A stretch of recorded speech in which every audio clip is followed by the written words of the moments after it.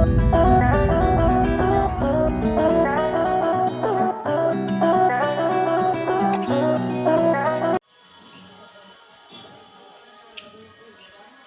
Morning students.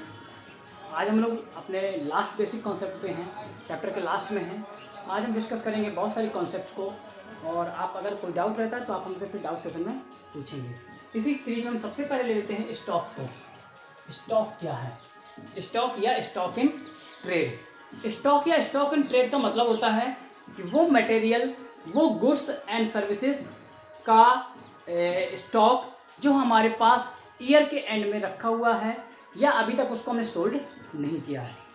ठीक है, अगर कोई भी बिजनेस है, अगर उसके पास कुछ मटेरियल रखा हुआ है जिसको उसने अभी तक बेचा नहीं है और उसको उसने बेचने के पर्पज से खरीदा था, मतलब कि स्टॉक का मतलब होता है कोई भी थिंग्स जिसको आपने सेल के पर्पज से परचेज किया था और अभी तक आपने उसको सोल्ड नहीं किया है, तो उसको बोलते हैं स्टॉक। ठीक है, मतलब है कि कोई भी मटेरियल आपने परचेज किया था सेल करने के पर्पज से, बट अभी तक आपने उसको सोल्ड नहीं किया, तो उसको बोलते हैं स्टॉक। इसके दो कैटेगरी होती हैं, एक को बोलते हैं ओपनिंग और एक को बोलते हैं क्लोजिंग। ओपनिंग का मतलब होता है जो ईयर के स्टार्टिंग होता है। ईयर हमारा स्टार्ट कब होता है? 1 अप्रैल को। अकाउंटिंग ईयर स्टार्ट कब होता है? 1 अप्रैल को। तो 1 अप्रैल के दिन जो भी हमारे पास स्टॉक बचा है, जो भी हमारे पास गुड्स है जिसको हमने अभी तक सोल्ड नहीं किया है, उसको बोलेंगे ओपनिंग स्टॉक। और जब ईयर के एंड में होगा, 31 मार्च को होगा, उसको बोलेंगे क्लोजिंग। तो मतलब है कि गुड्स जो हमने परचेज किए थे सेल करने के पर्पज से और वो अभी भी अनसोल्ड हैं, अभी तक उनको हमने बेचा नहीं है। ठीक है, इसको बोलते हैं स्टॉक। दूसरा है आपका इन्वेंट्री।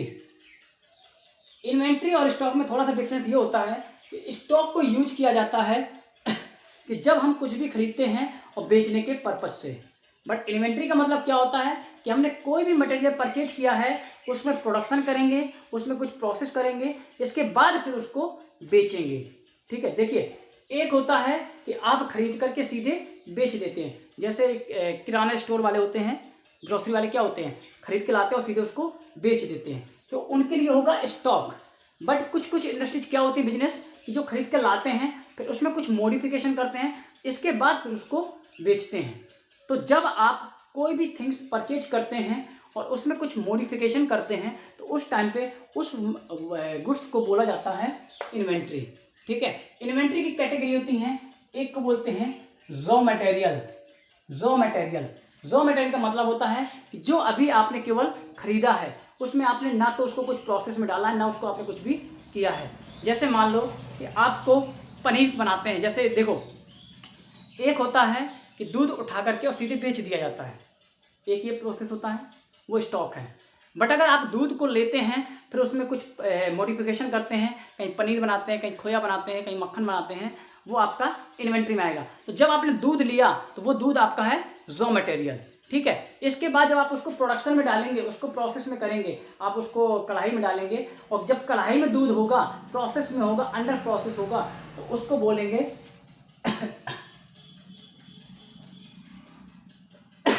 उसको बोलेंगे अंडर प्रोसेस्ड। ठीक है, उसको बोलेंगे अंडर प्रोसेस या फिर सेमी फिनिश्ड, उसको बोलते हैं सेमी फिनिश्ड। ठीक है, सेमी फिनिश्ड मतलब सेमी फिनिश्ड का मतलब होता है कि अभी पूरा बना नहीं है। ठीक है, तो जो हमने रॉ मटेरियल परचेज किया था, जब वो प्रोसेस में होता है, प्रोडक्शन के प्रोसेस में होता है, तो उसको बोलते हैं सेमी फिनिश्ड। इसके बाद जब वो बन के तैयार हो जाता है, जब बन के तैयार हो जाता है, जैसे मक्खन है, मक्खन आपने बना के तैयार कर लिया, जब मक्खन बन के तैयार हो जाएगा तब उसको बोलेंगे फिनिश्ड प्रोडक्ट, तब उसको बोलेंगे फिनिश्ड प्रोडक्ट। ठीक है, तब उसको बोलेंगे फिनिश्ड प्रोडक्ट। जब उसके बाद वो फिनिश्ड प्रोडक्ट हो जाएगा तो इसको फिनिश्ड प्रोडक्ट बोल देंगे। हो सकता है कुछ रॉ मटेरियल आप ऐसा भी खरीदते हो जिसको आप सीधे बेच देते हो, जैसे दूध ही है, हमने दूध को प्रोडक्शन पर्पज के लिए भी खरीदा था और दूध को हम डायरेक्टली बेच भी देते हैं। तो जब दूध को हम डायरेक्टली बेचेंगे उस केस में उसको बोलेंगे स्टॉक, और अगर हम उसको प्रोसेस में डाल रहे हैं तो फिर उसका आपको हो जाएगा इन्वेंट्री। ठीक है,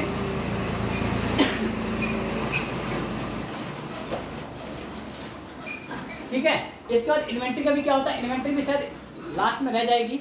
जो इन्वेंट्री लास्ट में रह जाती है तो उसको बोलते हैं इन्वेंट्री इन ट्रेड।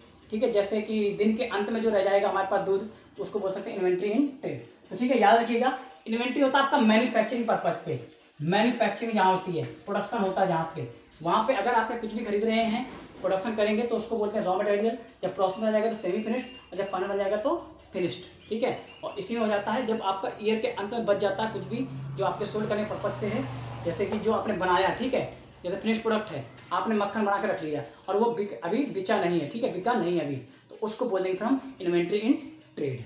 ठीक है, वो आपका इन्वेंट्री इन ट्रेड हो जाएगा। ये चीज़ दो हो गए।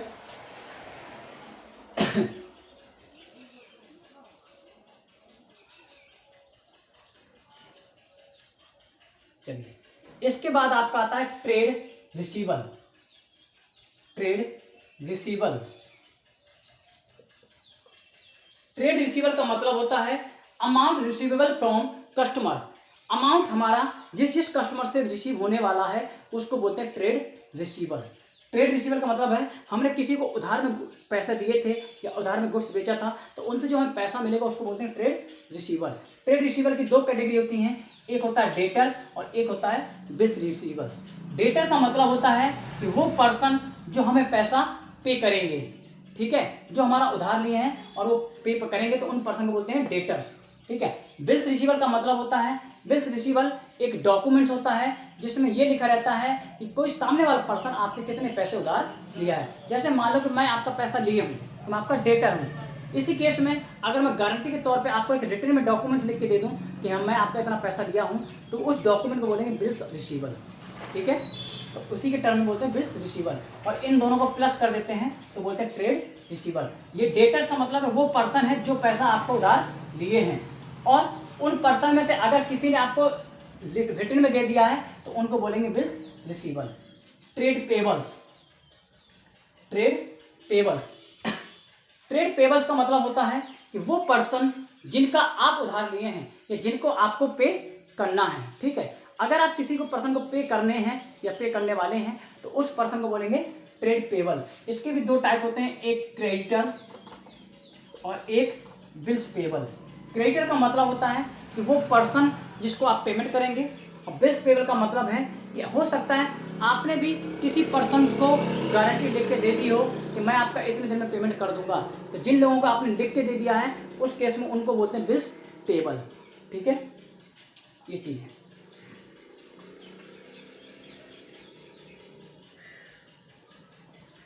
कॉस्ट, कॉस्ट, कॉस्ट का मतलब होता है कि कोई भी आइटम जिसको आप मैन्युफैक्चर कर रहे हो, जिसको आप बना रहे हो, जिसको आप सेल करने के पर लायक बना रहे हो, उसमें जितने भी आपके एक्सपेंस आते हैं उन सबको बोला जाता है कॉस्ट। किसी भी थिंग्स को सेल करने के पर्पज लायक बनाने के लिए आप जो भी एक्सपेंस करते हैं उन सभी एक्सपेंसों को मिला के बोलते हैं कॉस्ट। जैसे आपने एक मार्कर बनाया, उस मार्कर को बनाने सेल करने लायक जब बना रहे हैं तो उस टाइम तक जितने भी आपने खर्चे किए उन सबको बोलेंगे कॉस्ट। फिर आपका आता है वाउचर। वाउचर, वाउचर का मतलब होता है it is the written evidence. ये हमारा रिटन प्रूफ होता है किसी भी ट्रांजैक्शन का। जब भी बिजनेस में जो कोई ट्रांजैक्शन होता है उसको फर्स्ट टाइम जो रिकॉर्ड किया जाता है उसे रिकॉर्ड किया जाता है वाउचर में। तो वाउचर क्या होता है, आपका प्राइमरी सोर्स होता है, प्राइमरी डॉक्यूमेंट्स होता है जो कि किसी भी ट्रांजैक्शन का क्या होता है, एविडेंस होता है, रिटन प्रूफ होता है। डिस्काउंट, डिस्काउंट का मतलब होता है any deduction given on the value of goods and services. Goods और सर्विसेज की जो वैल्यू होती है उसमें अगर आपने कोई भी डिडक्शन दिया है, कोई भी छूट दी है, उसको बोलते हैं डिस्काउंट। डिस्काउंट दो तरीके का होता है, एक होता है ट्रेड डिस्काउंट।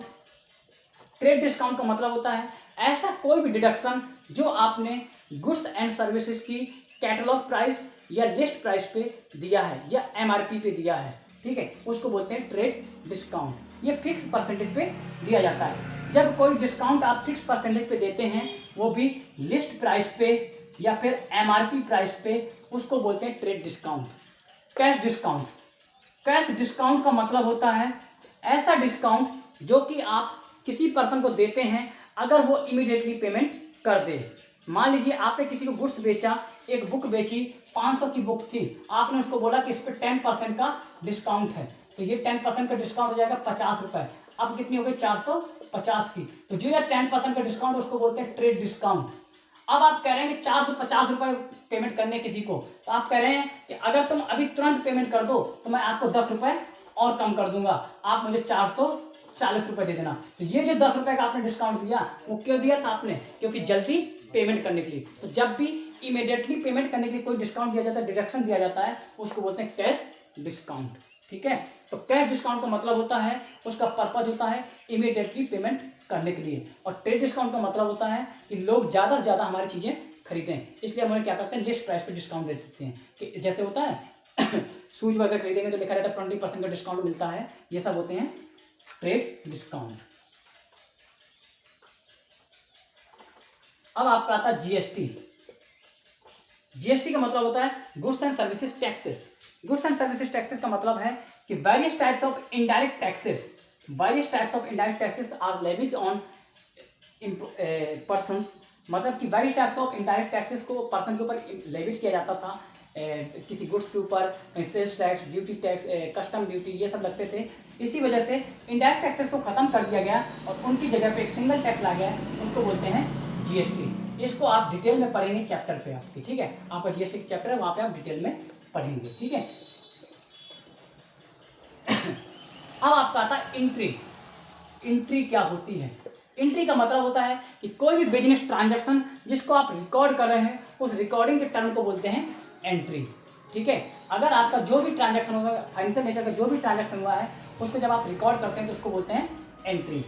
बैड डेब्ट्स का मतलब क्या होता है? बैड डेब्ट्स का मतलब होता है कि अमाउंट विच आर नॉट रिकवेबल, मतलब जो अमाउंट आपका अब रिकवर नहीं होगा। जैसे होता है किसी को पर्सन को उधार दे दो और वो पर्सन आपका फिर पेमेंट नहीं करता है, तो उस अमाउंट को बोलते हैं बैड डेब्ट। जैसे कि किसी को उधार दे दिया और पैसा लेके भाग गया, अब वो नहीं दिख रहा है, तो उस अमाउंट को बोलते हैं हम बैड डेब्ट। इंसॉल्वेंट। इंसॉल्वेंट का मतलब होता है person who is unable to pay his डेब्ट। कोई भी पर्सन जो अपना उधारी पेमेंट करने के लायक नहीं है, उसको बोलते हैं इंसॉल्वेंट, या हिंदी में बोलते हैं दिवालिया।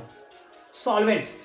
सॉल्वेंट का मतलब होता है पर्सन जो पोजीशन में है कि वो अपने डेब्ट को पे कर सकता है। अगर कोई पर्सन अपनी उधारी चुका सकता है तो उसको बोलते हैं सॉल्वेंट, अगर नहीं चुका सकता तो उसको बोलते हैं इंसॉल्वेंट। स्टोर्स।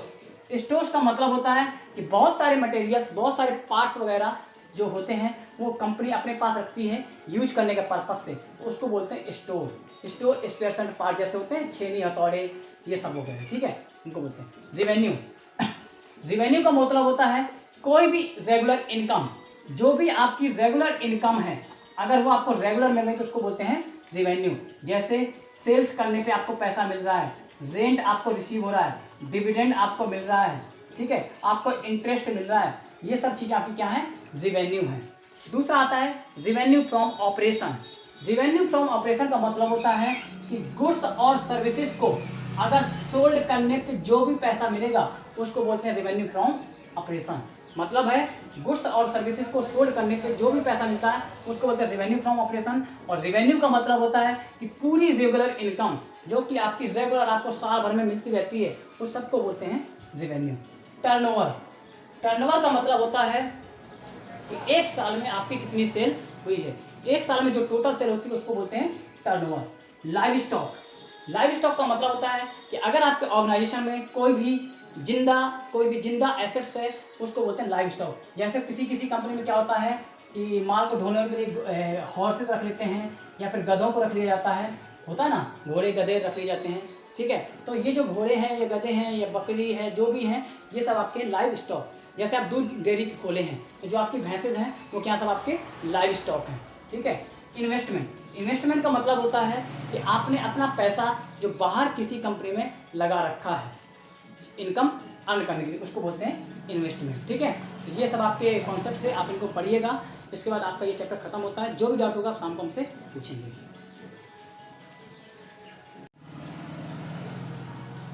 ठीक है, तो टर्नओवर का मतलब क्या होता है? टर्नओवर का मतलब है total sales of the organisation, organisation की जो टोटल सेल है।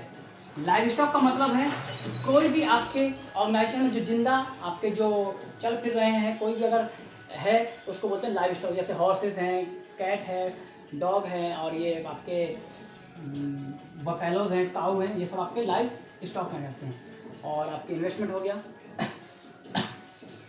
फिर आपका आता है एंटिटी। एंटिटी एंटिटी का मतलब होता है कि जो आपका ऑर्गेनाइजेशन है, ऐसा कोई भी ऑर्गेनाइजेशन जो कि इकोनॉमिक पर्पज से प्रॉफिट अर्न करने के लिए स्टेबल किया गया है, उसको बोलते हैं एंटिटी। अगर इकोनॉमिक पर्पज आपका इकोनॉमिक एक्टिविटी कर रहे हैं तो आप इनको उसको क्या बोलते हैं, एंटिटी। ठीक है, तो ये आपके सभी चीज़ें थी, आप इनको अच्छे से क्लियर पढ़ेंगे। रेवेन्यू का मतलब याद रखिएगा, रेवेन्यू का मतलब है कि कोई भी इनकम जो आपकी रेगुलर बेसिस पे आपको रिसीव हो रही है उसको बोलते हैं रेवेन्यू। ठीक है, और अगर केवल सेल से मिल रही है तो उसको बोलेंगे रेवेन्यू फ्रॉम ऑपरेशन। ठीक है, बैडेज का मतलब होता है कि जो पैसा आपको मिलेगा नहीं या मिलेगा ही नहीं कभी भी। ठीक है, ये सब आपके कॉन्सेप्ट थे, आप इनको सबको पढ़िएगा।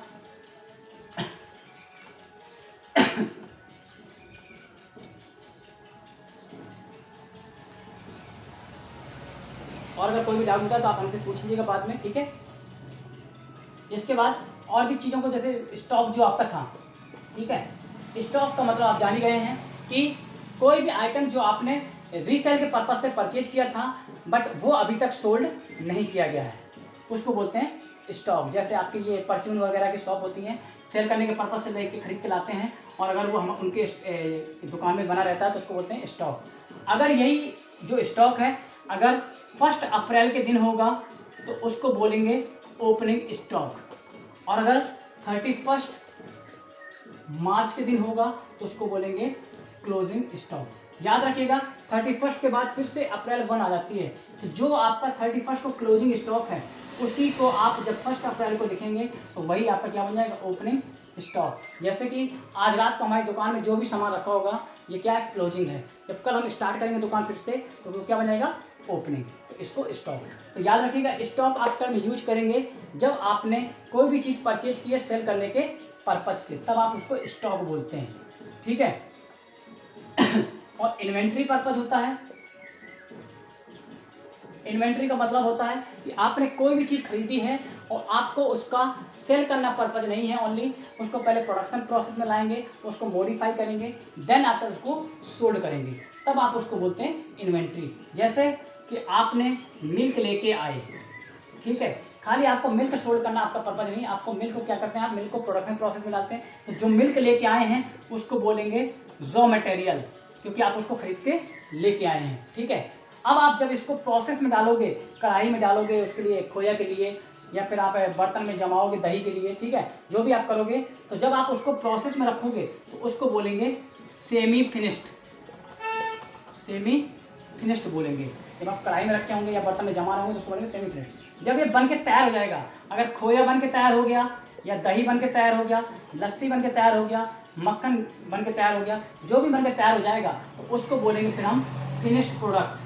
Finished product. जब जो फिनिश्ड प्रोडक्ट आ जाएगा, अब अगर वो फिनिश्ड प्रोडक्ट आपका स्टिल अनसोल्ड है, तब भी फिनिश्ड प्रोडक्ट बनने के बाद भी अगर बेकार बेचा नहीं, जैसे राहुल डेयरी है, राहुल डेयरी में क्या होता है कि जो बन गया है, ठीक है, बन गया तो क्या फिनिश्ड प्रोडक्ट है, इसके बाद अगर वो अभी बिका नहीं है तो उसको बोलेंगे फिर हम क्या, इन्वेंट्री इन ट्रेड। उसको बोलते हैं इन्वेंट्री इन ट्रेड। मतलब है कि हमारी इन्वेंट्री ट्रेड मतलब बेचने के लिए तैयार है। ट्रेड का मतलब होता है सेल्स एंड परचेज। ठीक है, तो मतलब है कि वो हमारी बिक्री के लिए तैयार है।